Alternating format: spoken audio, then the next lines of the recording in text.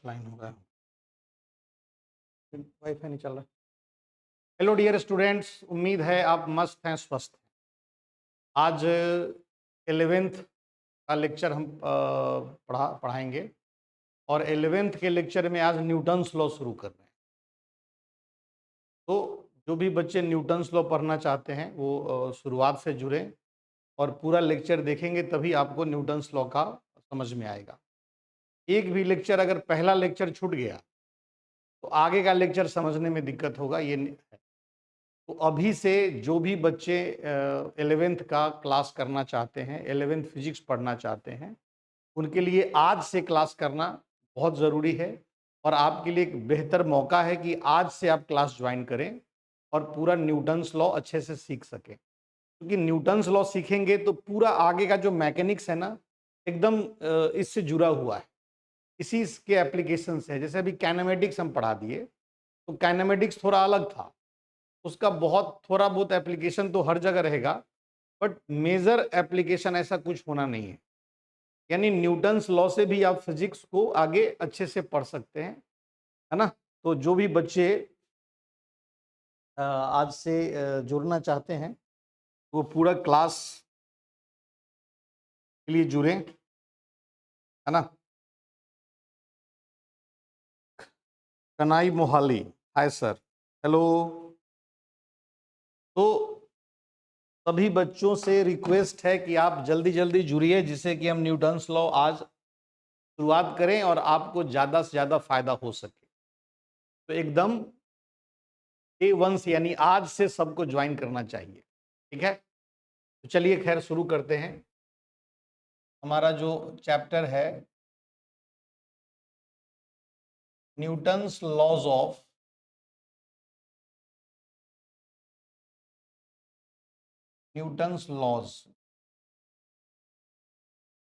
Motion, Newton's laws of motion.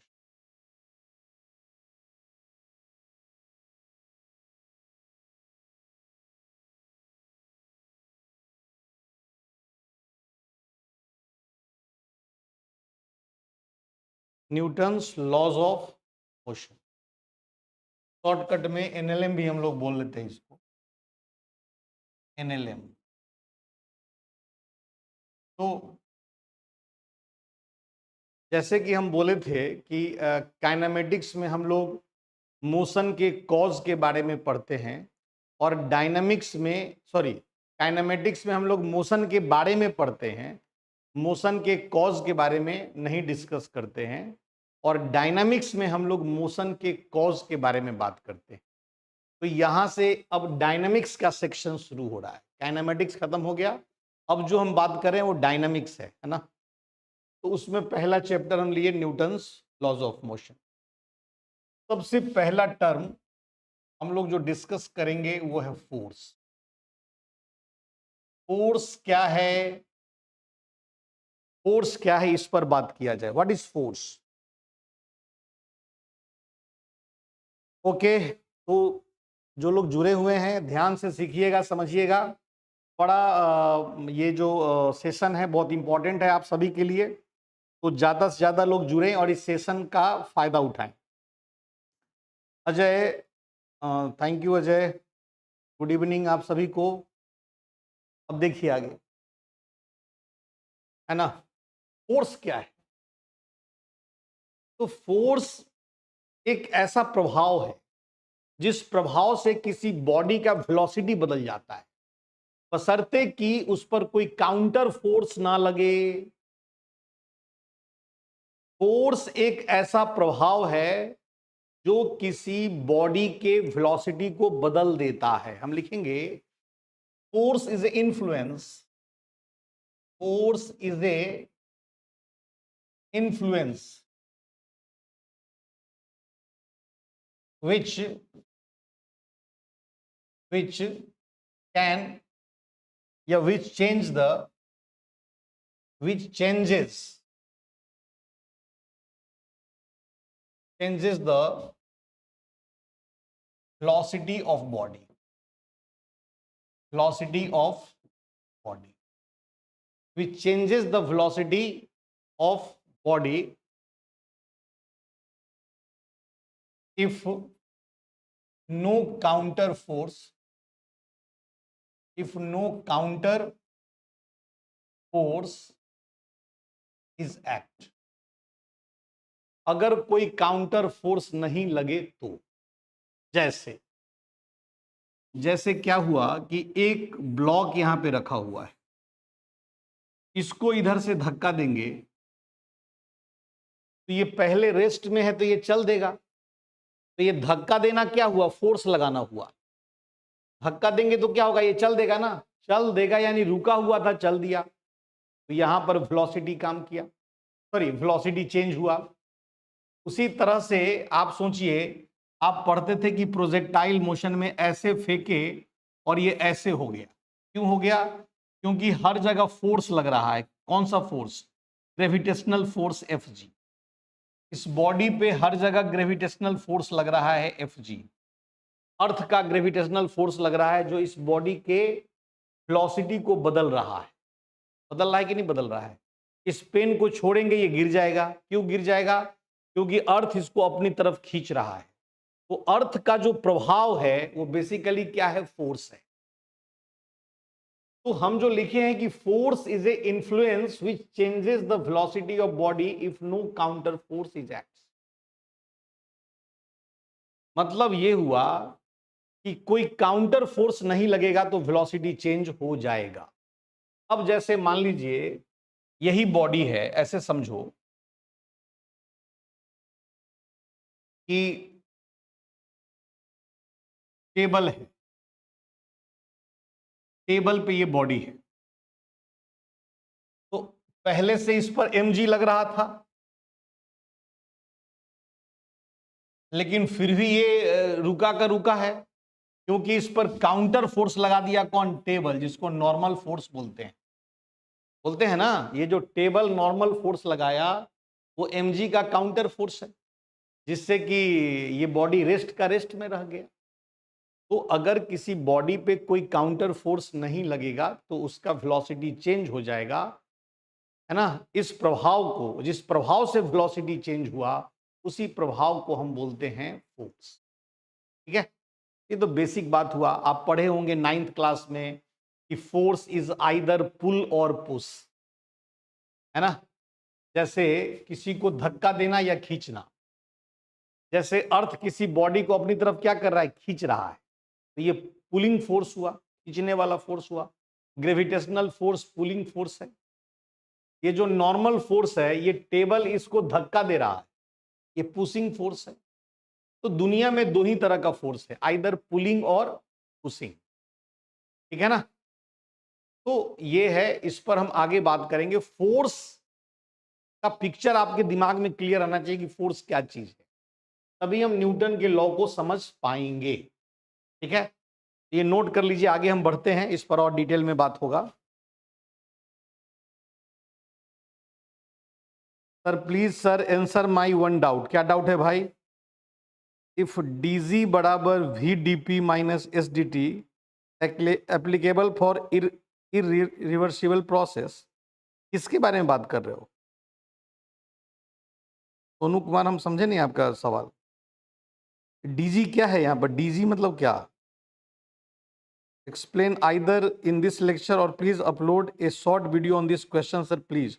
थोड़ा इसको clear करो कि क्या लिख रहे हो। ये dq क्या है, हीट है क्या? dq हीट है, vdp वर्क है, और sdt क्या है? थोड़ा क्लियर कर दीजिए। s मतलब क्या, इंट्रोपी, क्या लिखे हो ये? थोड़ा इस एक्सप्रेशन का जहां से आप लिए हैं ना, उसका पिक्चर खींच के आप डाल दीजिए इस पर टेलीग्राम पे, तो फिर हम बता पाएंगे, है ना। पिक्चर अच्छा नहीं आ रहा है क्या? थोड़ा खराब सारा। ओके, चलिए आगे बढ़ते हैं। तो सबसे पहले हम लोग बात करेंगे न्यूटन्स फर्स्ट लॉ। यहां से Newton's first law, Newton's first law Newton के दिमाग में क्यों आया कि हमको एक लॉ देना है? जैसे न्यूटन ये महसूस किए कि कोई, मान लो कि कोई बॉल आपकी तरफ फेंका, अब बॉल को कैच करना है, बॉल को रोकना है तो फोर्स लगाना पड़ा। चलते हुए बॉल को, जो बॉल आपकी तरफ आ रहा है उसको कैच करके रोक लिए, यानी चलते हुए बॉल को रोकने के लिए फोर्स लगाना पड़ा। तो जैसे चलते हुए चीज को रोकने के लिए फोर्स लगाना पड़ा, वैसे ही कोई रुका हुआ है तो उसको चलाने के लिए भी फोर्स लगाना पड़ेगा। तो न्यूटन का पहला लॉ इसी कॉन्सेप्ट पर बेस्ड है कि किसी बॉडी पे अगर नेट फोर्स जीरो है, यानी कोई फोर्स नहीं लग रहा है, नेट फोर्स जीरो मतलब अगर कोई फोर्स लग भी रहा है तो सब काउंटर बैलेंस है, यानी नो नेट फोर्स है। अगर किसी बॉडी पर नेट फोर्स जीरो है तो वो बॉडी या तो रेस्ट में है या कांस्टेंट वेलोसिटी से मूव कर रहा है। मतलब ये कि जिस स्टेट में है उसी स्टेट में बना हुआ है। अगर रेस्ट में है तो रेस्ट में रहेगा, और अगर कांस्टेंट वेलोसिटी से मूव कर रहा है तो वो कांस्टेंट वेलोसिटी से ही मूव करता रहेगा, उसके स्टेट में कोई चेंज नहीं होगा। कब? अगर उस बॉडी पर नेट फोर्स जीरो है तब। यही पहला लॉ है, इसी को बोलते हैं फर्स्ट लॉ। क्या लिखेंगे? The law states if net force on a body is equal to zero, then the body is either at rest or moves with constant velocity,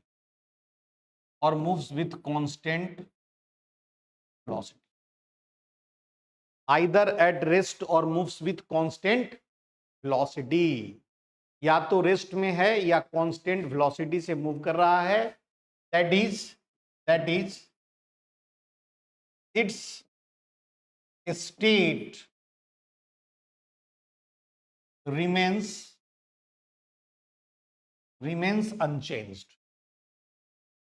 unchanged। Its state remains unchange. जो state है वो बना रहेगा। जिस अवस्था में है, state मतलब अवस्था, जिस अवस्था में है वो अवस्था उसका बना रहेगा। कब? जब उस बॉडी पे नेट फोर्स जीरो होगा तब। अगर रेस्ट में है तो रेस्ट में चलता रहेगा, और अगर कांस्टेंट वेलोसिटी से चल रहा है तो जिस वेलोसिटी से चल रहा है उसी वेलोसिटी से सतत चलता रहेगा, अगर उस पर नेट फोर्स जीरो है तो। ठीक है, अब चलिए इस बात को समझने के लिए कई सारा उदाहरण ले सकते हैं। जैसे आप ये बताओ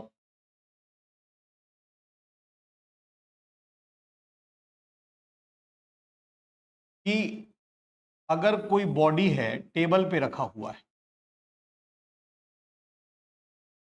ये टेबल ग्राउंड पे है और इस पे एक ब्लॉक रखा हुआ है। वैसे ब्लॉक पे फोर्स लग रहा है, इस ब्लॉक पे mg भी लग रहा है और नॉर्मल फोर्स n भी लग रहा है, लेकिन नेट फोर्स जीरो है। ये रेस्ट में है। अब कहिएगा रेस्ट में है, आप काइनेमेटिक्स में बताए थे कि अगर कोई रेस्ट में है, ये एब्सोल्यूट बात नहीं है, किसी के रेस्पेक्ट में कह सकते हैं।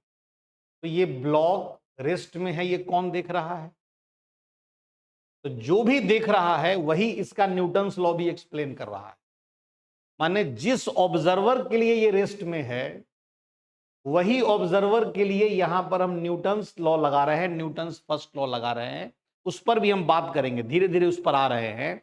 यहां पर ऑब्जर्वर, कौन सा ऑब्जर्वर इसको देख रहा है, इस पर भी आएंगे, लेकिन धीरे धीरे स्टेप बाय स्टेप हम आपको समझाने का प्रयास कर रहे हैं। थोड़ा आप इसको समझिए। ठीक है, एक लाइन और लिखेंगे, Newton's first law Newton's first law is also called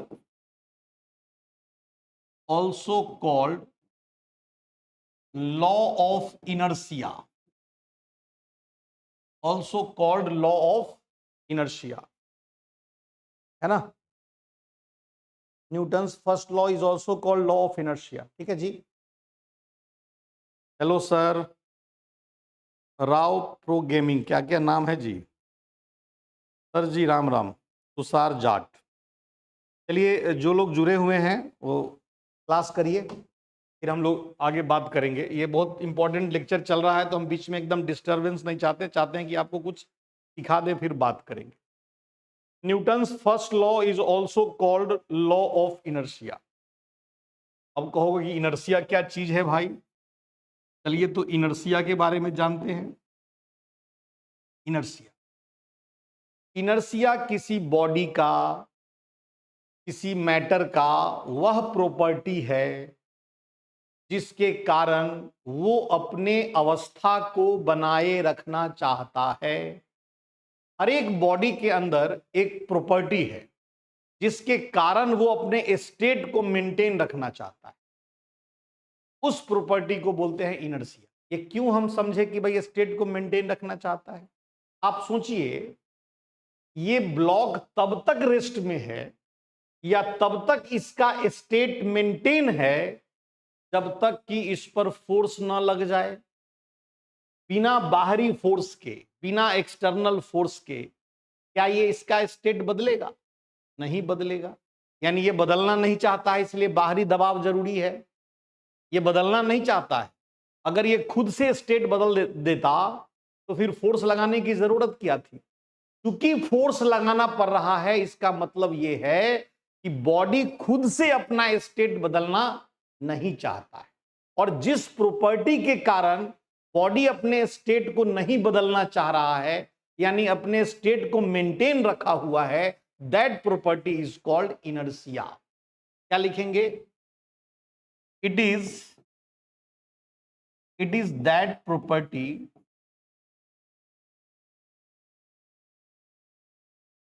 of a body or matter due to which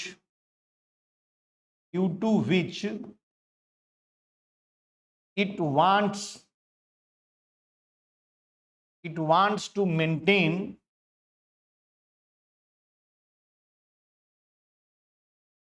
its state.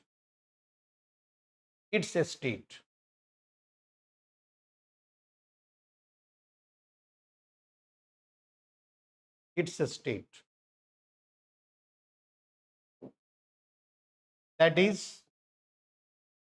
is either a state of rest or a state of motion।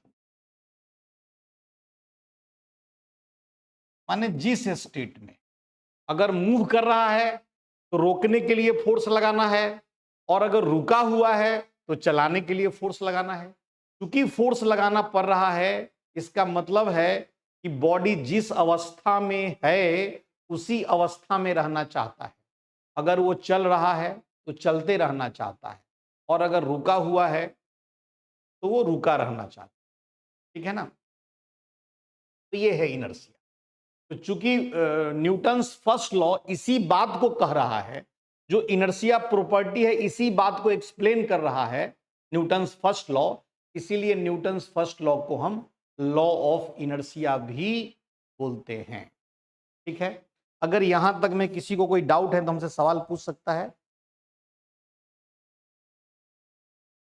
Free body diagram भी होगा आगे, अभी तो start किए हैं, पहला ही दिन अभी शुरू किए हैं, तुमको फ्री बॉडी डायग्राम का टेंशन हो गया? अरे पहले पढ़ाने तो दो।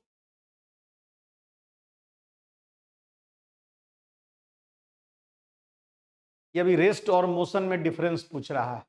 ऐसा बैल है, काइनेमेटिक्स का पहला लेक्चर यही बताए हैं कि रेस्ट का क्या मतलब है, मोशन का क्या मतलब है, ये सब पढ़ा चुके हैं। तो काइनेमेटिक्स का पहला लेक्चर देख लो कि रेस्ट और मोशन में क्या अंतर है। एक एक बात लिखा चुके हैं, फिर भी पूछते हो। आप कहीं से लेक्चर देखना शुरू करिएगा तो यही दिक्कत होता है ना। अब किसी को रेस्ट और मोशन में अंतर समझना है तो उसको काइनेमेटिक्स का पहला लेक्चर जाके देख लेना चाहिए, आपको समझ में आ जाएगा। देखिए जाके लेक्चर। ठीक है, मिटा दें, यहां तक हो गया। अब देखो, एनालिसिस ऑफ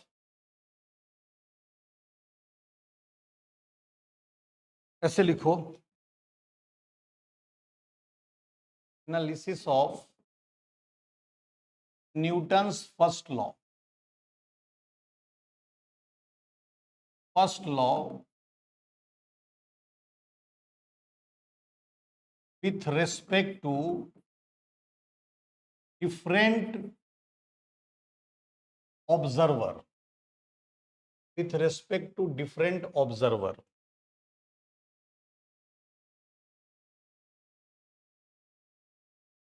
ऑब्जर्वर को हम लोग बोलते हैं फ्रेम ऑफ रेफरेंस। ऑब्जर्वर बोलने का मतलब, ऑब्जर्वर बोलने का मतलब frame of reference. Frame of reference, frame of reference. Frame of reference का मतलब जिस फ्रेम को हम रेफर करके बात कर रहे हैं, यानी जिस ऑब्जर्वर के रेस्पेक्ट में बात कर रहे हैं, वो है फ्रेम ऑफ रेफरेंस, है ना। जिस फ्रेम में यानी जिस ऑब्जर्वर में हम रेफर किए तो वो हो गया फ्रेम ऑफ रेफरेंस। ऑब्जर्वर को ही अब हम लोग फ्रेम ऑफ रेफरेंस बोल रहे हैं।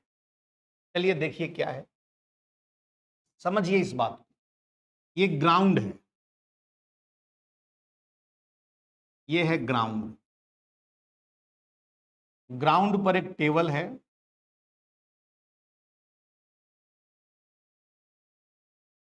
और टेबल पे एक ब्लॉक रखा हुआ।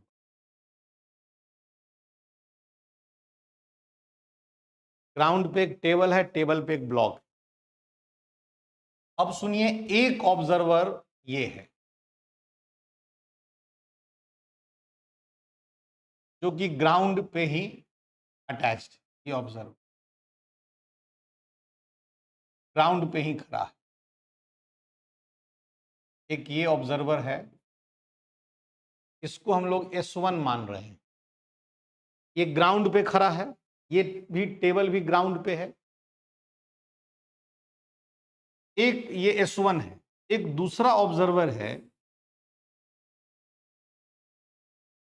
जो ग्राउंड के रेस्पेक्ट में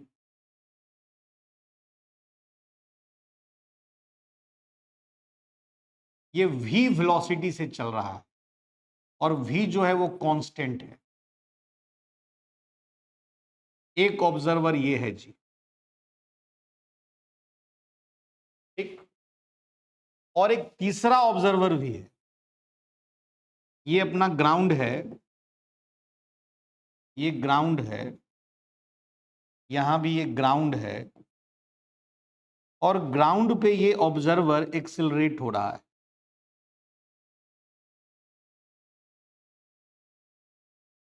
ये ऑब्जर्वर एक्सेलरेट हो रहा है ए एक्सेलरेशन से, यहां पे खड़ा है इस फ्रेम में एक ऑब्जर्वर। ये frame of reference, 3 frame of reference ले लिए। ये S1 मान लो, इसको इसको S2 मान लो, और इसको S3 मान लो। S1 क्या है, ग्राउंड के रेस्पेक्ट में रेस्ट में है। S2 क्या है, ग्राउंड के रेस्पेक्ट में कांस्टेंट वेलोसिटी से मूव कर रहा है। और S3 जो है वो ग्राउंड के रेस्पेक्ट में ए एक्सेलरेशन से मूव कर रहा है। अब सोचिए, S1 फ्रेम में जो ऑब्जर्वर है उसको क्या लग रहा है इस ब्लॉक के बारे में। इस ब्लॉक के बारे में बात कर रहे हैं। ये ब्लॉक, इस पर mg और इधर इस पर n लग रहा है ना। ये रेस्ट में है, इस पर नेट फोर्स 0 है और ये रेस्ट में है। ये बात ये ऑब्जर्वर देख रहा है कि नहीं देख रहा है। तो S1 के रेस्पेक्ट में ब्लॉक रेस्ट में है, यानी S1 के रेस्पेक्ट में हम कह सकते हैं कि चूंकि बॉडी पर नेट फोर्स 0 है, इसलिए बॉडी रेस्ट में है। न्यूटन्स फर्स्ट लॉ वैलिड है।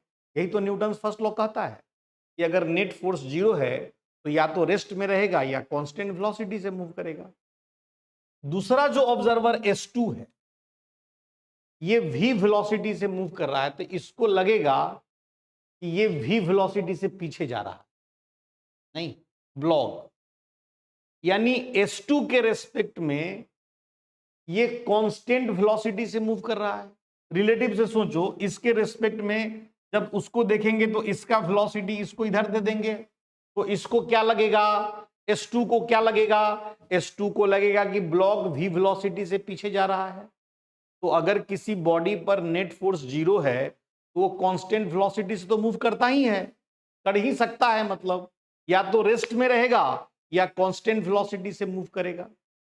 तो S1 के रेस्पेक्ट में भी इस पर न्यूटन्स फर्स्ट लॉ वैलिड है, S2 के रेस्पेक्ट में भी इस पर न्यूटन्स फर्स्ट लॉ वैलिड है, क्योंकि नेट फोर्स 0 होने पर या तो रेस्ट में रहेगा या कांस्टेंट वेलोसिटी से मूव करेगा। ये दोनों चीज इसके रेस्पेक्ट में हो रहा है।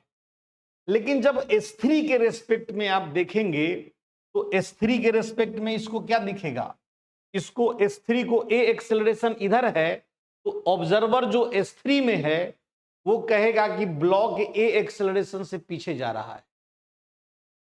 S3 क्या कहेगा कि ब्लॉक a एक्सेलरेशन से पीछे जा रहा है।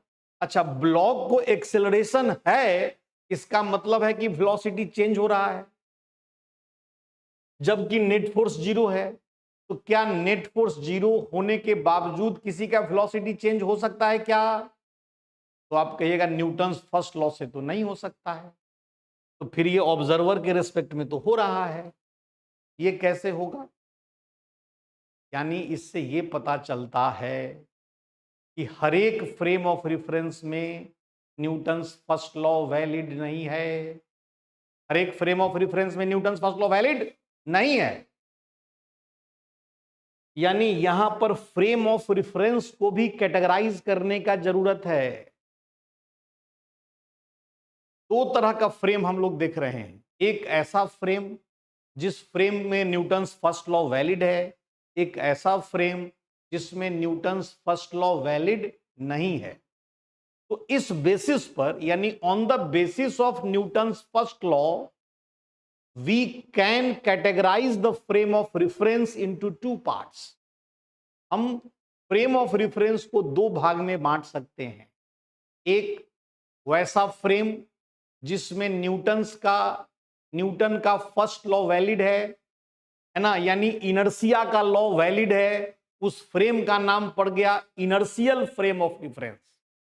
जिस फ्रेम में इनर्शिया का लॉ वैलिड है, यानी न्यूटन का फर्स्ट लॉ वैलिड है, उस फ्रेम का नाम पड़ गया इनर्शियल फ्रेम ऑफ रेफरेंस। क्या हम बोल रहे हैं, एक एक करके लिख रहे हैं। एक में क्या है, इनर्शियल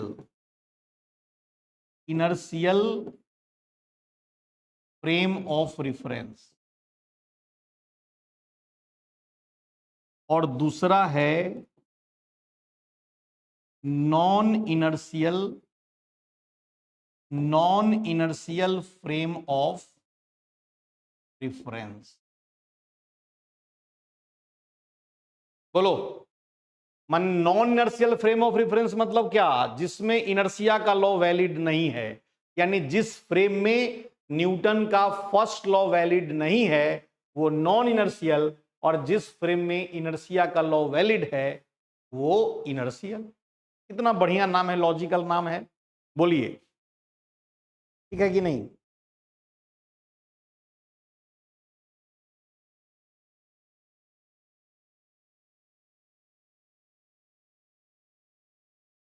क्या अमन बोल रहे हो नो सर रॉन्ग है? क्या रॉन्ग है अमन जी? क्या रॉन्ग बता रहे हैं आप? नहीं समझे हम बात को। नो सर रॉन्ग है क्या बोले? किस बात के लिए?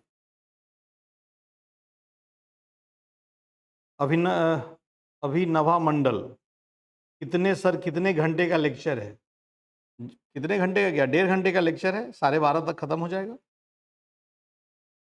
ठीक है, ठीक है जी।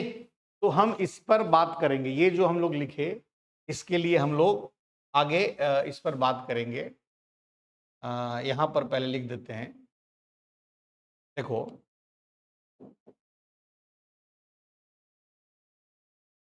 यहाँ लिखेंगे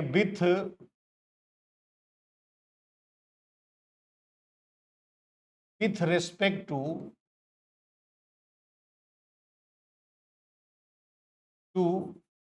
frame S1 and S2. With respect to frame S1, the block is at rest. The block is at rest. And with respect to frame S2, block is moving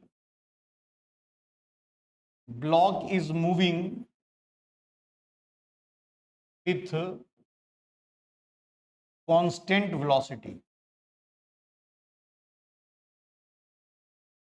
Block is moving with constant velocity. ये हम बाद में लिख लेंगे, इसको अभी मिटा देते हैं, इसको बाद में लिख, मूविंग विथ कांस्टेंट वेलोसिटी। तो with respect to frame S1 and S2,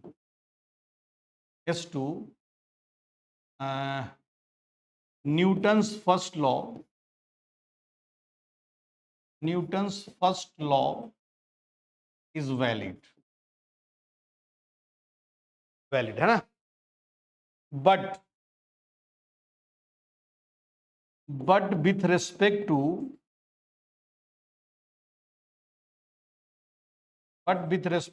frame S3,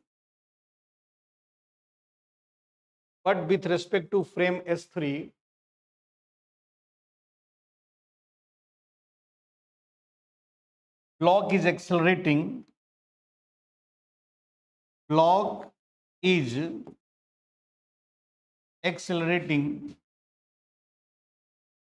without net force.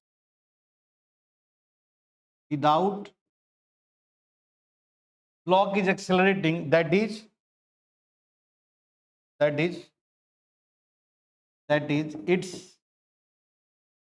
its state is changing. That is, its state is changing. That is, its state is changing without net force.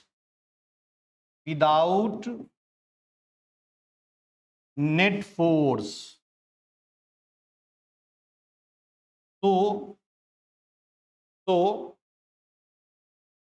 Newton's first law is not valid with respect to frame S3. ये shortcut में लिख रहे हैं with respect to, देखना ये WR with respect to है, तो ये बात हो गया। S1 S2 के रेस्पेक्ट में न्यूटन्स फर्स्ट लॉ वैलिड है और S3 के रेस्पेक्ट में न्यूटन्स फर्स्ट लॉ वैलिड नहीं है। ये बात आप नोट कर लीजिए, नोट करिए इस बात को।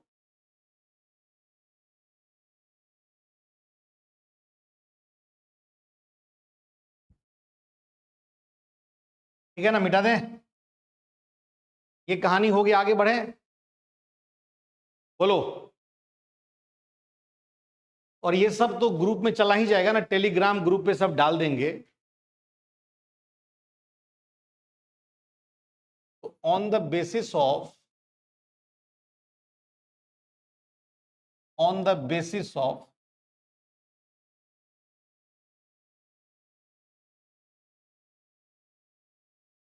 Newton's first law,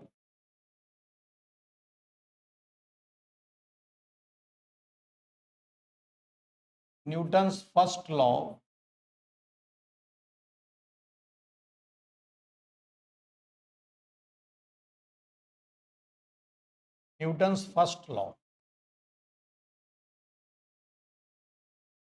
there are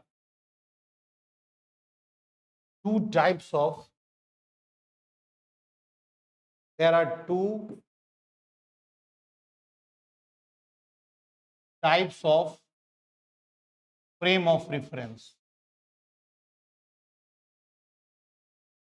There are two types of frame of reference. एक हो गया inertial frame of reference और दूसरा हो गया non inertial frame of reference. एक हो गया इनर्शियल फ्रेम और दूसरा हो गया non inertial frame of reference. तो किस बेसिस पर? On the basis of Newton's first law. तो एक एक करके हम लोग बात करें। पहला इनर्शियल क्या है भाई? इनर्शियल फ्रेम ऑफ रेफरेंस क्या है? सीधा लिखेंगे those frame of reference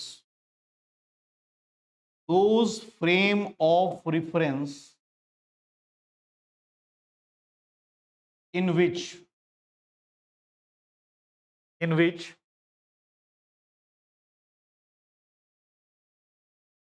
Newton's first law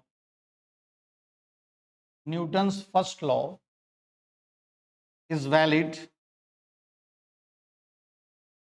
Those frame of reference in which Newton's first law is valid is called inertial frame of reference. पीछे उदाहरण समझा चुके हैं, पिछले पेज पे उदाहरण समझा चुके हैं। तो S1 S2 फ्रेम जो था पीछे वाले पेज पे हम समझाए कि S1 S2 कैसा फ्रेम था जिसमें न्यूटन्स फर्स्ट लॉ वैलिड था। यानी हम लिख सकते हैं that is frame S1 and S2 are inertial. S1 and S2 are inertial. बोलो ठीक है। S1 और S2 क्या है? इनर्शियल है। ठीक है। इसी तरह से हम लोग बात करेंगे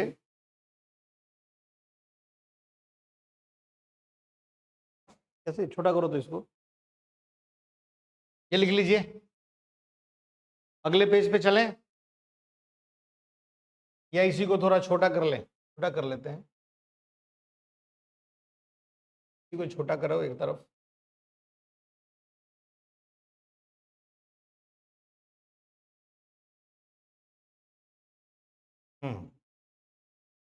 इसी में दूसरा है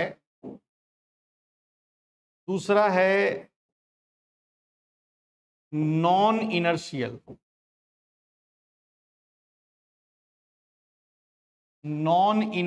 frame of reference. Non inertial frame of reference क्या है भाई? तो ऐसा फ्रेम जिस फ्रेम में न्यूटन का फर्स्ट लॉ वैलिड नहीं है। तो लिखेंगे those frame of reference in which Newton's first law is not valid is called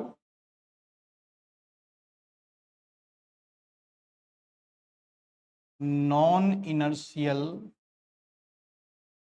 frame of reference। non-inertial frame of reference। ठीक है। Non inertial frame of reference. Whose frame of reference in which Newton's first law is not valid is called non-inertial frame of reference. ठीक है ना जी, आगे देखो।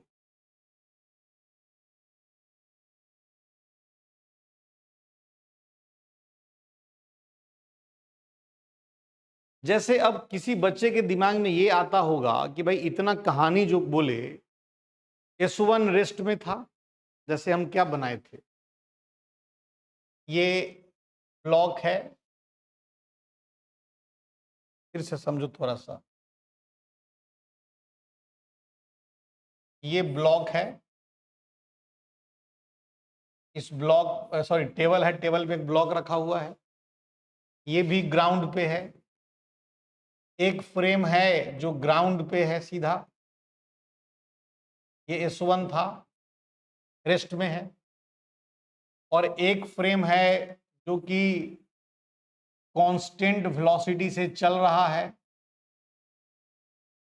ये S2 है, और एक फ्रेम है जो ग्राउंड के रिस्पेक्ट में एक्सेलरेट हो रहा है, ये S3 है। यही बनाए थे अभी। तो हम बोले कि S1 S2 इनर्शियल है, S3 नॉन इनर्शियल है। तो बहुत लोग ये मान लेता है कि जो एक्सेलरेट होगा वो नॉन इनर्शियल है, और जो रेस्ट में है या कांस्टेंट वेलोसिटी से चल रहा है वो इनर्शियल है, ऐसा मान लेता है, या यही दिमाग में सेट कर लेता है कि जो रेस्ट में है वो इनर्शियल, जो कांस्टेंट वेलोसिटी से चल रहा है वो इनर्शियल, और जो एक्सेलरेट हो रहा है फ्रेम वो नॉन इनर्शियल। तो आप सोचिए कि हम फ्रेम ऑफ रेफरेंस को डिफाइन कर रहे हैं, और फ्रेम ऑफ रेफरेंस को डिफाइन करने में अगर हम बोल दें कि जो रेस्ट में है या कांस्टेंट वेलोसिटी से चल रहा है वो इनर्शियल है, तो वहां एक सवाल उठेगा कि वो रेस्ट में किसके रेस्पेक्ट में, क्योंकि एब्सोल्यूट रेस्ट तो कुछ होता नहीं है, या एब्सोल्यूट मोशन कोई चीज होता नहीं है, तो उसको भी किसी के रेस्पेक्ट में देखना पड़ेगा। यानी आप फ्रेम ऑफ रेफरेंस को डिफाइन करेंगे किसी और फ्रेम के रेस्पेक्ट में क्या भाई? अगर आप बोलेंगे कि जो रेस्ट में है वो इनर्शियल है, तो रेस्ट तो किसी के रेस्पेक्ट में देखना पड़ेगा। मतलब एक फ्रेम को डिफाइन करने चले उसके लिए एक नया फ्रेम बनाएंगे, तो ये लॉजिकल नहीं है। इसलिए हम इस तरह का डिफिनीशन नहीं बोलते हैं, हम सीधा बोलते हैं भाई चलो किसी भी कंडीशन में कोई ब्लॉक टेबल पे रखा हुआ है या कैसे भी है, उसको जो जो फ्रेम उसके ऊपर न्यूटन्स फर्स्ट लॉ लगा पाएगा, या जिस जिस फ्रेम में न्यूटन्स फर्स्ट लॉ वैलिड है वो इनर्शियल है, और जिस फ्रेम में न्यूटन्स फर्स्ट लॉ वैलिड नहीं है वो नॉन इनर्शियल है। यही डिफिनीशन बोलना है और यही डिफिनीशन को समझना है, ठीक है ना? ये मत बोल देना कि जो रेस्ट में है वो इनर्शियल और जो एक्सेलरेट हो रहा है वो नॉन इनर्शियल, ये गलत हो जाएगा, ठीक है ना? तो इस बात को समझना है। आगे हम लोग इस पर और बात करें। कोई बच्चा क्या कह रहा है? Really inspirational sir doing this kind of hard work at this level. Okay, thank you. चलिए खैर, अब हम लोग इस पे आगे बात करें तो हम लोग न्यूटन्स फर्स्ट लॉ सीखे, और न्यूटन्स फर्स्ट लॉ के आधार पे इनर्शियल फ्रेम और non inertial frame of reference को समझ गए। अब आगे बढ़ते हैं, क्या हम लोग करेंगे देखिए, नेक्स्ट में देखिए क्या हम लोग बात कर रहे थे। Newton second law. लेकिन न्यूटन सेकेंड लॉ पढ़ने से पहले थोड़ा सा हम एक टर्म और डिफाइन कर देते हैं, linear momentum. Linear momentum, linear momentum, linear momentum क्या है ये थोड़ा सा देखो। इसको हम लोग पी वेक्टर से रिप्रेजेंट करते हैं, मतलब ये वेक्टर क्वांटिटी। जैसे किसी भी गिवन फ्रेम में अगर कोई पार्टिकल है, इसका मास m है और ये v वेलोसिटी से मूव कर रहा है, तो p बराबर क्या हो जाएगा? Mass into velocity. p बराबर हो गया मास इंटू वेलोसिटी, ठीक है? यानी अब आप हमको ये बताइए, ये m हो गया मास ऑफ बॉडी, अब v हो गया वेलोसिटी ऑफ बॉडी, और वेलोसिटी के लिए तो कोई ना कोई फ्रेम चाहिए ना जी। तो किसी गिवन फ्रेम में हम ये बात कर दिए कि mass into velocity linear momentum, उस फ्रेम के लिए, ठीक है। अब देखिए आगे, यहां से हम लोग बात करेंगे न्यूटन सेकेंड लॉ का। इसके बाद पहले ये नोट कर लो। अब हम लोग लिख सकते हैं न्यूटन सेकेंड लॉ क्या होता है।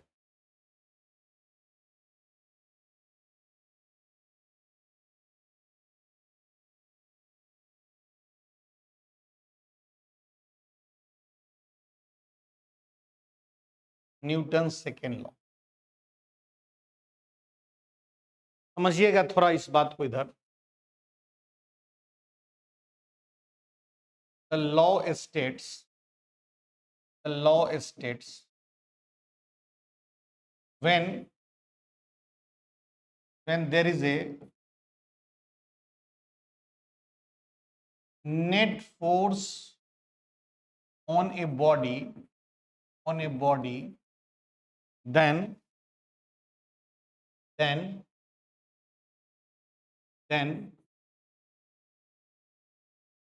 then its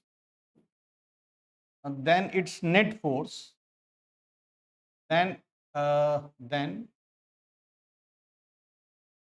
then this net force,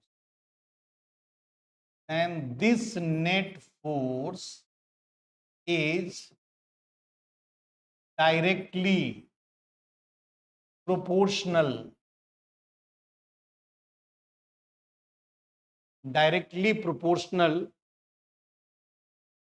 to its rate of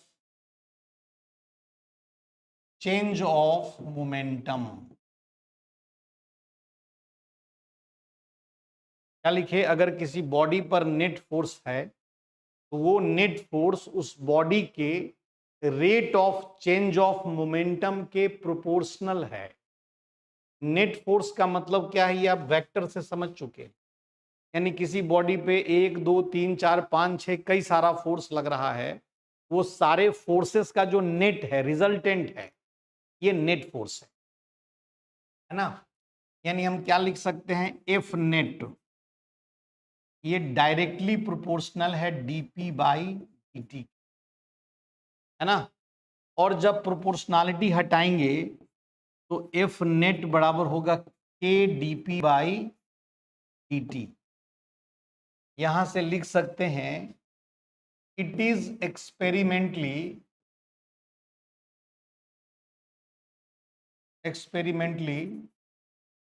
observe that के बराबर 1। देखो के का वैल्यू 1 आता है, मतलब अलग अलग डेटा से हम बात करेंगे, अलग अलग मोमेंटम, कितना फोर्स लगाने पे मोमेंटम क्या हुआ, उसके हिसाब से अगर निकालेंगे तो के का वैल्यू 1 आएगा। यानी हिट एंड ट्रायल मेथड से भी चेक करके देख सकते हैं। यानी फाइनल क्या है, दैट इज एफ नेट बराबर डीपी बाई dt। इसी को अगर आप वेक्टर फॉर्म में लिखेंगे तो ऐसे लिख सकते हैं, नेट फोर्स बराबर rate of change of momentum. ये न्यूटन का सेकेंड लॉ हुआ, इफ नेट बराबर डीपी बाई dt। नोट कर लीजिए इस बात को, न्यूटन सेकेंड लॉ से यही लिख रहे हैं। पहला लॉ क्या था कि नेट फोर्स 0 है तो बॉडी या तो रेस्ट में रहेगा या कांस्टेंट वेलोसिटी से मूव करेगा, यानी स्टेट नहीं बदलेगा। और दूसरा लॉ ये कहता है कि अगर नेट फोर्स है तो वो net force rate of change of momentum के बराबर होगा। ठीक है जी, आगे बढ़ जाएं इसी बात पर। कुछ बच्चा मैसेज क्या क्या कर रहा है, थोड़ा बच्चों का मैसेज पढ़ दें। अच्छा, ये भोला यदुवंशी, हेलो सर, हम राव साहब बोल रहे हैं। एक बात आपसे कहनी थी कि जो सर आपका टाइमिंग है वो स्टूडेंट के साथ फ्रीक्वेंसी उसी मिल नहीं रही है, क्योंकि आप इतना लेट से लाइव आते हैं वो, और इससे आपका चैनल भी, इसलिए थोड़ा सा टाइमिंग पे थोड़ा सा ध्यान दे देते तो बढ़िया रहता। आपका एकदम बात तो सही है, लेकिन क्या है ना कि रात में हम फ्री रहते हैं। दिन में हमारे पास भी बहुत सारा काम रहता है, तो अगर हम दिन का कोई टाइम सेट करेंगे ना तो फिर क्लासेस बहुत कैंसिल करना पड़ जाएगा। कभी हमको कोई काम आ जाएगा, कभी मीटिंग में हम चले जाएंगे, कभी कुछ है। तो दिन का टाइमिंग हमारे हाथ में नहीं है, समझे ना, इसलिए हम दिन में नहीं आते हैं। और रात का टाइमिंग हमारे हाथ में है, क्योंकि 9 बजे के बाद तो हम नॉर्मली फ्री हो जाते हैं। 9 बजे रात के बाद, तो 9 से 10 1 घंटा थोड़ा रिलैक्स होने के बाद हम 11 बजे क्लास लेते हैं। तो थोड़ा लेट तो है, लेकिन मेरी भी कुछ मजबूरी है, इसलिए हम लेट आते हैं। हम सोचे कि सुबह में आएंगे, लेकिन मेरी एक कमी यही है कि सुबह हम जल्दी उठ नहीं पाते हैं, समझ गया ना।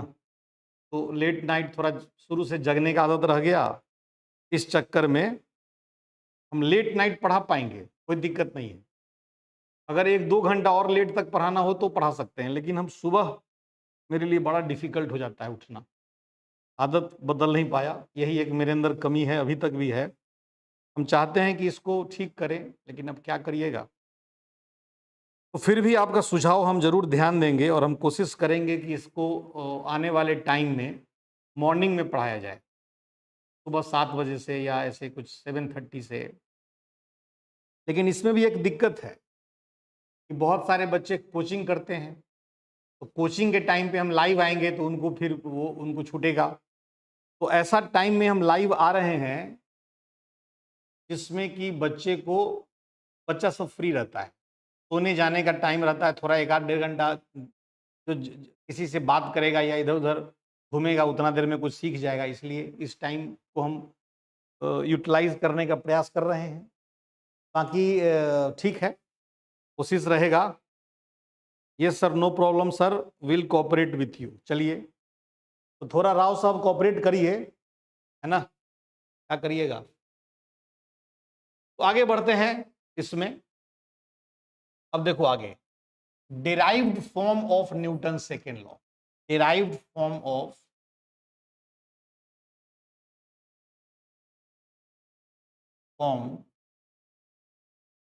Of Newton second law.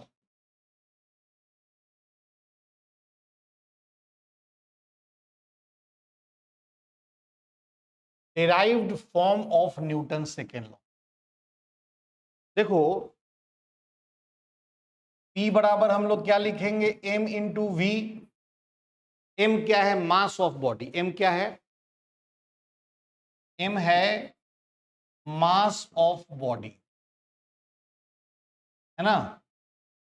Newton का कहना था, according to Newton, mass is a invariant quantity. Newton कहा कि मास कभी वेरी नहीं कर सकता, ठीक है ना। क्लासिकल मैकेनिक्स में न्यूटन का कॉन्सेप्ट अगर हम लें तो न्यूटन का कहना है कि मास इनवेरिएंट क्वांटिटी है। आगे जाके हम पढ़ते हैं हाई एनर्जी फिजिक्स में कि भाई मास भी वेरी कर सकता है। वो आइंस्टीन के ज़माने में ऐसा सोच डेवलप हुआ, लेकिन न्यूटन जो है ये कह के आगे बढ़ा कि मास जो है इनवेरिएंट क्वांटिटी है। लिखेंगे, according to Newton, according to Newton mass is an invariant mass is, आया, आ गया, आ गया बीच में ये चला गया था जी, बीच में नेटवर्क चला गया था, अब सबका आ गया।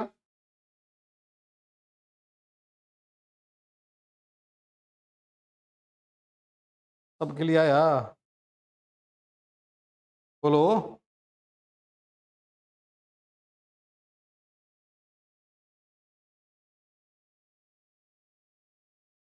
आया यार, कहाँ दिख रहा है। Okay okay okay okay. तो यहाँ तक क्लियर है? हम जो बोल रहे हैं, बीच में थोड़ा नेटवर्क चला गया था। हम ये एफ नेट बराबर एम ए जो लाए, वो कब लाए?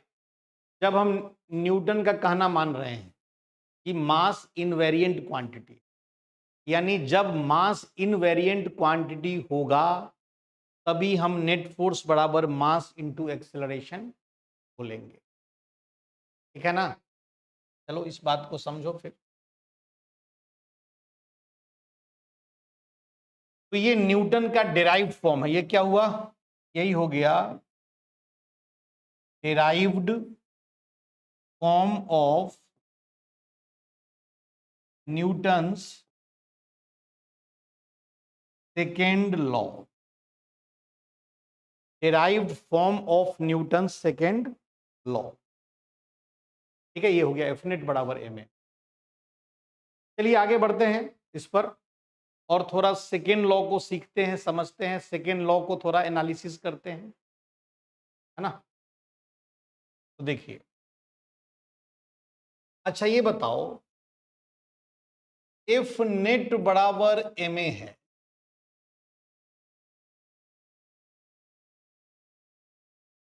तो इसको बोल रहे हैं लॉ।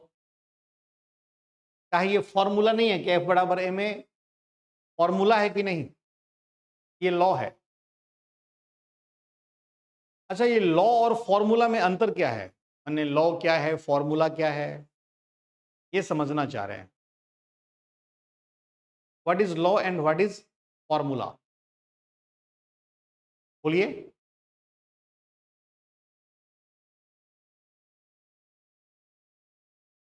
बोलो सर, आ गया। हाँ ठीक है, वेरी गुड। देखिए, एक बात समझ लीजिए, जो कंडीशनल है, जो भी एक्सप्रेशन कंडीशन के आधार पे लिखा गया, कोई कंडीशनल है, वो सब लॉ हो गया। जैसे एफ नेट बराबर एम ए जो लिखे हैं, ये तब वैलिड है जब मास इनवेरिएंट है। तो कोई भी ऐसा एक्सप्रेशन, ऐसा इक्वेशन जो कंडीशनल हो, तो वो सब लॉ है। जैसे आप लिखते हैं एस बराबर UT plus half eighty square, ये कंडीशनल है कि नहीं? बिल्कुल कंडीशनल है। कैसे? क्योंकि ये तब लगेगा जब एक्सेलरेशन कांस्टेंट है। तो ये सारा इक्वेशन एक लॉ हो गया। ये सब लॉ है, फॉर्मूला नहीं है, लॉ है। फॉर्मूला क्या है? जैसे ऐसा इक्वेशन जो हमेशा वैलिड हो, हर जगह लागू हो, वो फॉर्मूला है। जो कहीं भी लागू है, किसी भी कंडीशन में लागू है। जैसे जैसे ए बराबर dv by d t, acceleration बराबर डीवी बाई डी टी, ये तो हमेशा वैलिड है ना। तो ये फॉर्मूला है। बात समझ गया है? तो आप फॉर्मूला और लॉ में अंतर समझ लीजिए कि क्या है। लॉ वो हुआ जो कंडीशनल है, जो किसी कंडीशन में एप्लीकेबल है, वो लॉ है। बात समझ गए? तो इस तरह से हम लोग इसको समझते हैं। आगे हम लोग जो बात कर रहे थे उस पर आते हैं। एफ नेट बराबर एम ए कब लगाएंगे? जब मास इनवेरिएंट है। हो गया काम, आगे बढ़े। ये बताइए कि इफ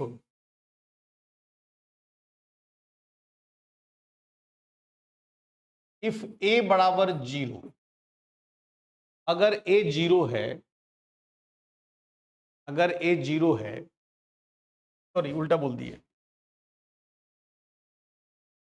इफ एफ नेट बराबर जीरो देन ए बराबर zero, that is body is either at rest और मूव्स विथ कांस्टेंट वेलोसिटी।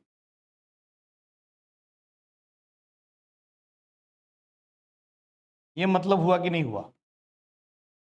जब नेट फोर्स जीरो है तो ए जीरो होगा, और A0 होने का मतलब हुआ कि बॉडी या तो रेस्ट में है या कांस्टेंट वेलोसिटी से मूव कर रहा है। तो ये बात तो यहां से भी हम लिख पा रहे हैं, तो फिर न्यूटन का फर्स्ट लॉ क्यों अलग से पढ़ रहे हैं? सोचिए कि जो न्यूटन के फर्स्ट लॉ का बात है वो तो सेकेंड लॉ से भी आ रहा है। हम सीधे सेकेंड लॉ पढ़ते, इसी को फर्स्ट लॉ नाम दे देते। सोचिए थोड़ा सा, न्यूटन जो है अलग से फर्स्ट लॉ क्यों दिए? जब सेकेंड लॉ वो दिए ही, और सेकेंड लॉ से भी फर्स्ट लॉ निकल ही जा रहा है, फर्स्ट लॉ को भी एक्सप्लेन कर ही ले रहे हैं, तो फिर फर्स्ट लॉ अलग से पढ़ने का क्या जरूरत है? ठीक है ना? तो हम लिखेंगे what is the importance of first law, या what is the significance of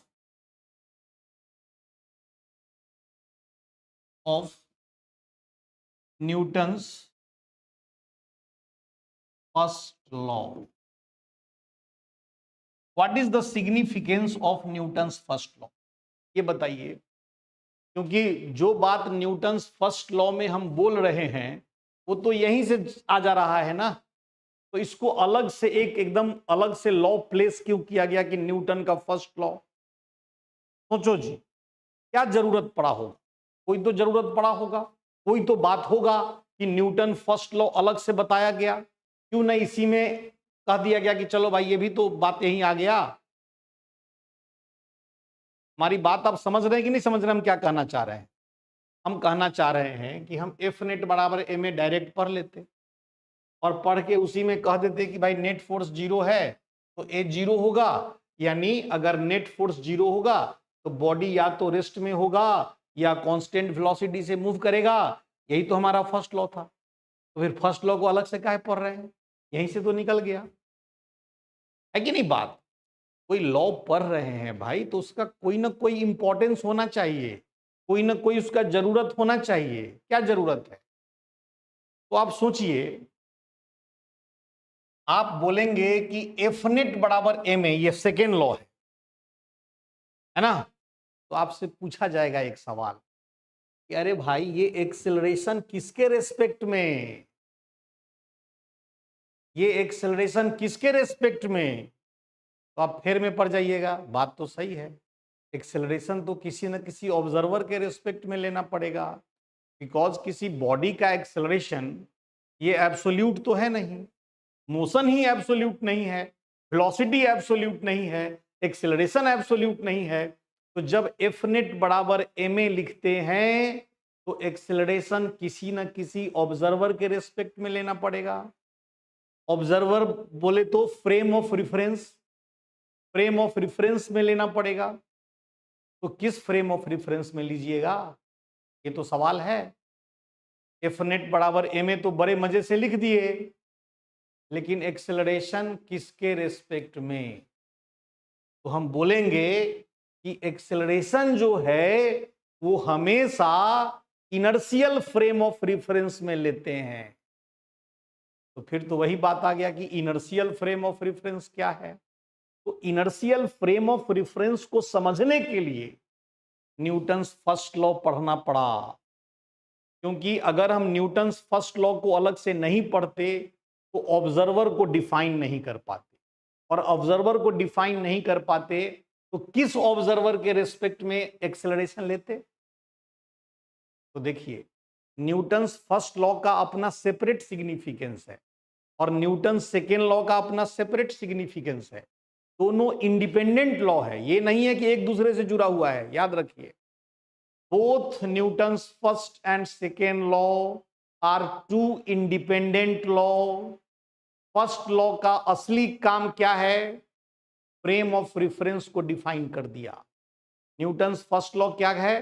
frame of reference को डिफाइन किया, यानी इनर्शियल फ्रेम ऑफ रेफरेंस को डिफाइन किया, और उसी इनर्शियल फ्रेम ऑफ रेफरेंस के रेस्पेक्ट में आप सेकेंड लॉ लगाते हैं।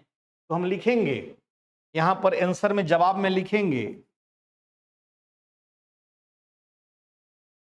Newton's first law, Newton's first and second law are two independent law और टू इंडिपेंडेंट लॉ, ठीक है ना,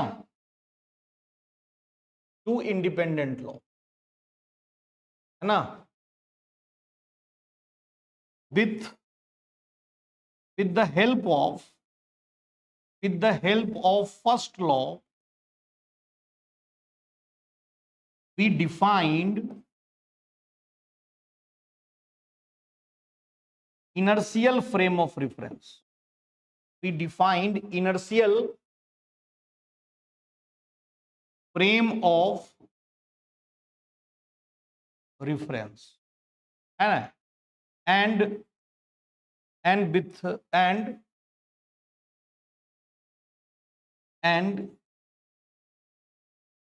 in second law acceleration is taken, and in second law acceleration is taken with respect to inertial frame of reference. Inertial frame of reference, ये note करिए, बहुत important बात है, एक एक चीज को समझना है, सीखना है, अब फिर उस पर हम लोग बात करेंगे, ठीक है ना।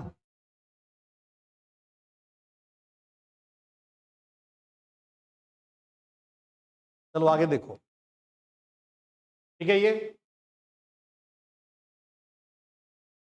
आगे बढ़े। तो अब सुनिए यहां पर,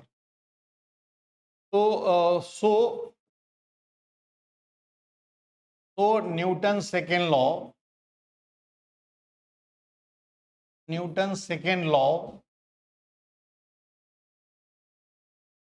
एफ नेट बराबर M A is taken in inertial frame of reference. inertial frame of reference, ये तो आप नोट कर ही लीजिए, inertial frame of reference में ही इसको हम लोग लगाते हैं। तो अब दोनों लॉ का अलग अलग मतलब समझ पा रहे होंगे कि फर्स्ट लॉ से क्या करते हैं, सेकेंड लॉ से क्या करते हैं, है कि नहीं। अब आगे बढ़ते हैं। Mathematical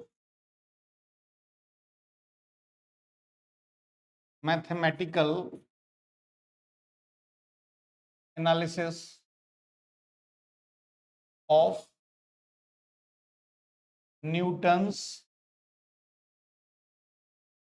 second law, mathematical analysis of Newton second law, ये क्या है भाई। यहां देखो,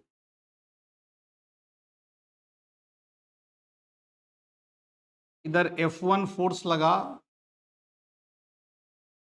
इधर F2 फोर्स लगा, एक्सेलरेशन इसका A इधर है, मास M।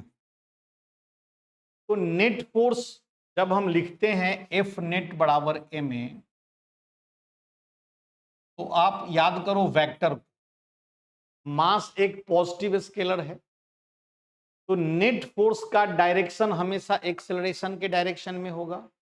हम यहां लिखेंगे इस बात को, direction of net force is in the direction of acceleration. तो एक्सेलरेशन का डायरेक्शन इधर है, तो नेट फोर्स भी इधर ही होगा।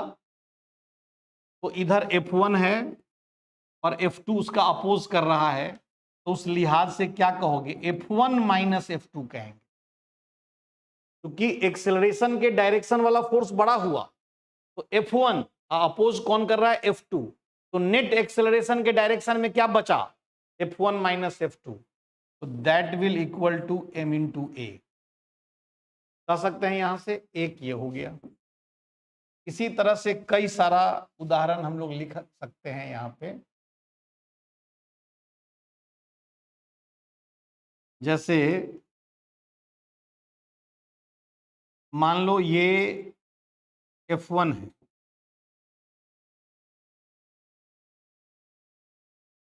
और ये F2 है और ये एंगल थीटा है। एक्सेलरेशन इधर है a, मास m है। ये थीटा है तो ये F2 cos थीटा हुआ और ये एक्सेलरेशन के डायरेक्शन में ये F1 है। तो क्या लिखेंगे हम लोग यहां पर लिखेंगे F2 cos theta plus F1 बराबर ma। नहीं लिखेंगे F2 cos theta plus F1 बराबर ma। ये भी एक्सेलरेशन के डायरेक्शन में और यहां F2 का कंपोनेंट तोड़ेंगे एक्सेलरेशन के डायरेक्शन में। कितना है F2 cos थीटा, तो F2 cos theta plus F1 बराबर ma। ऐसा बोल सकते कि नहीं बोल सकते? नेट फोर्स हमेशा लेना है एक्सेलरेशन के डायरेक्शन में। ये नोट करिए, और भी कुछ उदाहरण देते हैं आपको समझने के लिए, ये नोट कर लीजिए। ठीक है, मिटा दें? चलो आगे देखो। जैसे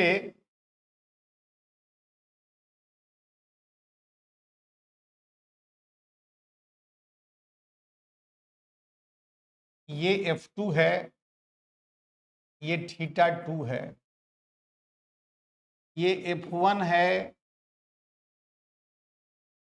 और ये थीटा 1 है और एक्सेलरेशन a इधर है, मास इसका m है। तो एक्सेलरेशन के डायरेक्शन में फोर्स इधर F2 का कंपोनेंट F2 cos थीटा 2 और F1 का कंपोनेंट इधर होगा F1 cos थीटा 1। तो एक्सेलरेशन के डायरेक्शन में नेट फोर्स क्या है? F2 cos theta 2 minus F1 cos theta 1 is equal to ma। बोलो जी, यहां तक ठीक है? यहां तक ठीक है ना? तो इस तरह से नेट फोर्स बराबर मास इंटू एक्सेलरेशन का मतलब समझ पा रहे हैं कि नहीं समझ पा रहे हैं? नेट फोर्स बराबर मास इंटू एक्सेलरेशन को कैसे लगाना है, ये आप एकदम ठीक से समझ लीजिए, क्योंकि आगे जब सवाल बनेगा तो ये सब चीज एकदम आपको जल्दी में एकदम से समझना पड़ेगा। ठीक है, आगे बढ़ जाएं। यहां तक किसी को कोई दिक्कत है तो बता दो। यहां तक किसी बच्चे को दिक्कत है तो बता दो भाई।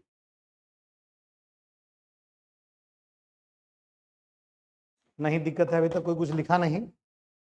चलिए आगे बढ़ते हैं। अब इसके पहले कि न्यूटन्स थर्ड लॉ पढ़ें, हम कुछ फोर्स के बारे में बात करेंगे। जो फोर्स यहां पर एकदम आवश्यक है जानना, जिस फोर्स के बारे में, तो हम लिख रहे हैं some important forces. Some important forces.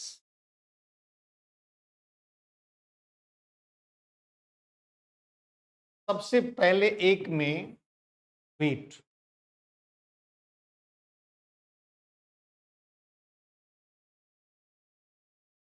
W। ये वेट क्या है भाई? वेट को कैसे डिफाइंड किया जाए? वेट का डिफिनीशन क्या है? ये तो समझिए कि ऐसा इस तरह से हम लोग पढ़ रहे हैं, कभी कभी ऐसा लगता है कि कैमरा के सामने हम पढ़ा रहे हैं, नहीं तो किसी बच्चे से सुनते कि भाई वेट का डिफिनीशन क्या है किसी के दिमाग में। वेट के बारे में भार बहुत दिनों से आप सुनते आ रहे होंगे, भार, वेट, उसका डिफिनीशन क्या है? तो सुनिए अब ध्यान से, आप थोड़ा समझिएगा। ये अर्थ है बड़ा सा, देखो ये अर्थ है, ये अर्थ का सेंटर है।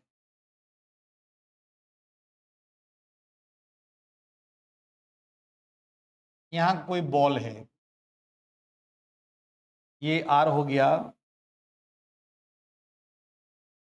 ये आर है रेडियस ऑफ अर्थ। आर क्या है? रेडियस ऑफ अर्थ, और ये सेंटर ऑफ अर्थ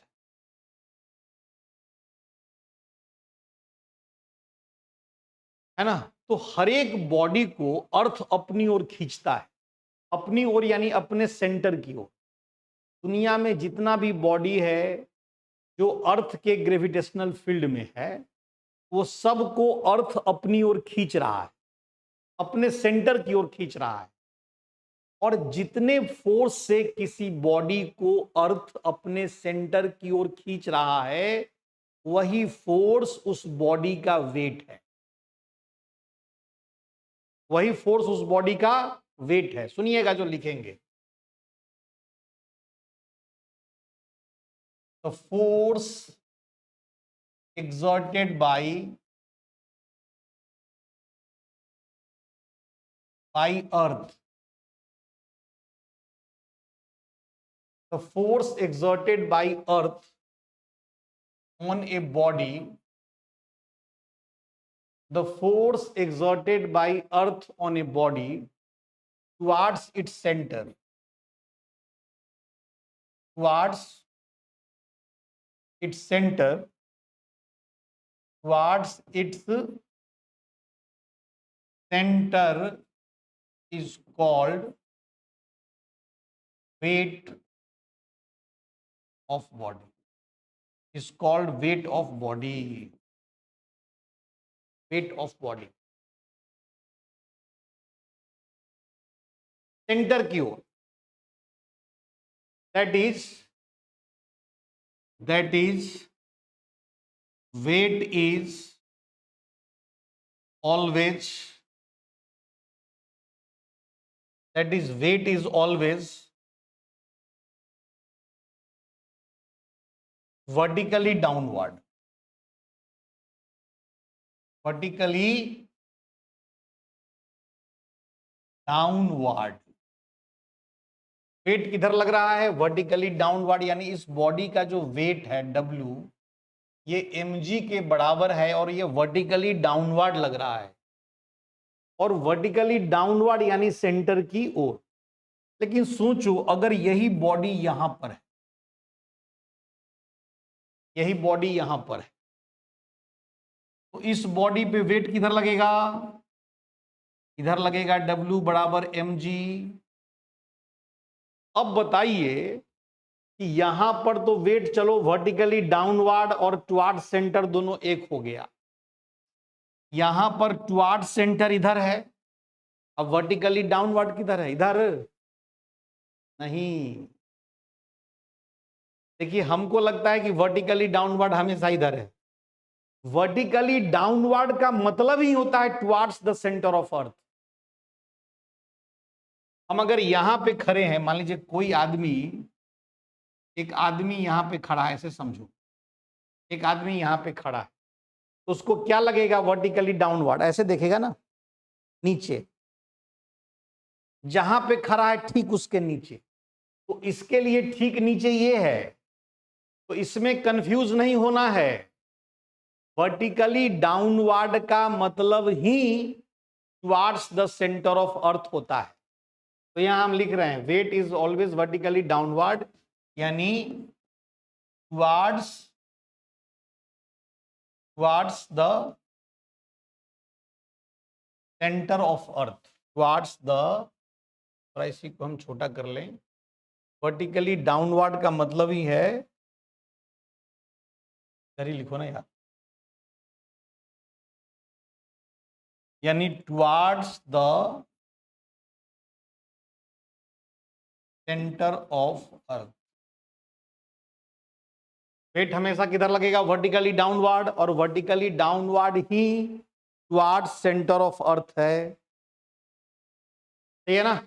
आगे बढ़े तो इसको अगर, और यहां तो हम आपको ऐसे दिखा दिए, लेकिन मान लीजिए कि टेबल पे कोई ब्लॉक रखा हो,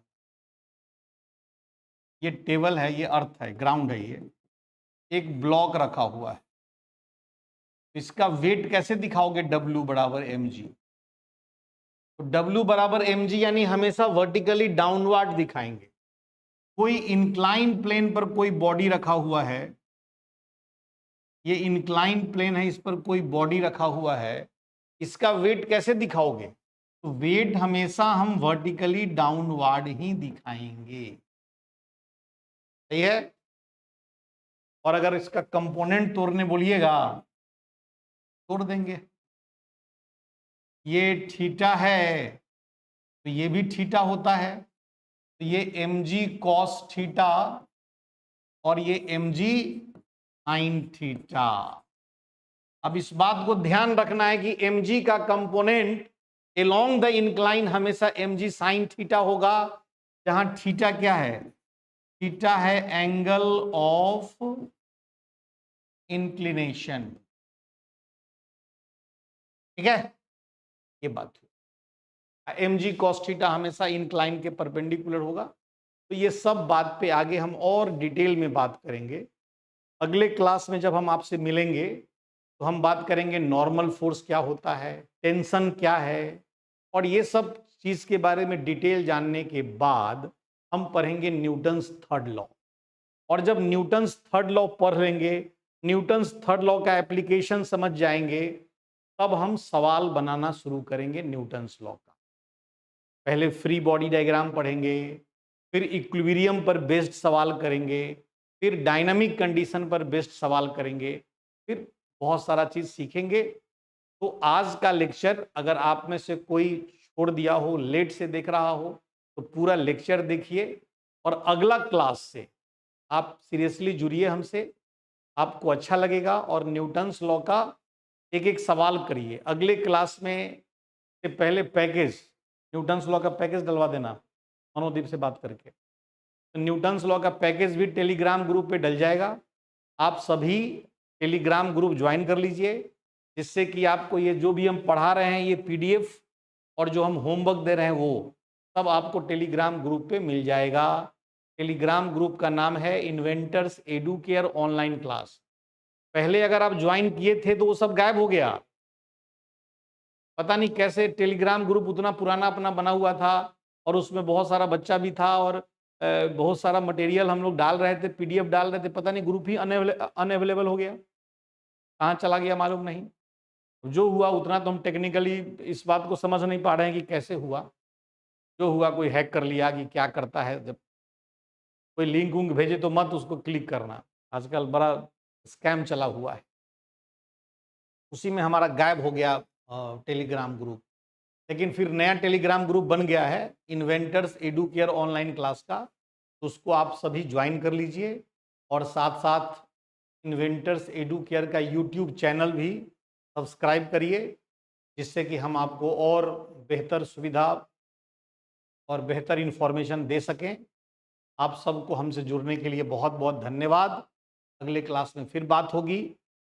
कल का क्लास शायद हम नहीं रह पाएंगे, ठीक है ना, देख लेना, हम तुमको फ़ोन कर देंगे, तो जैसा होगा बता देना बच्चों को, ठीक है, ओके।